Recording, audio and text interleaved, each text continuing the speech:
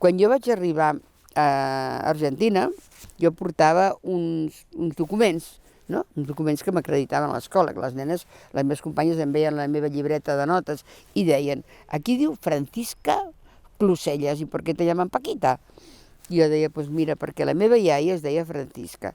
Y yo me llamo Paquita porque es un nombre de niña. Hablo en castellano porque era en Argentina esto, ¿no?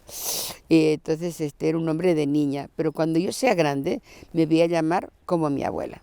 Trobo que he arribat a un punt on he madurat, he anat madurant vas madurant i vas fent canvis, i jo també d'aquesta manera he canviat el meu nom, o l'he anat assimilant com a propi, no?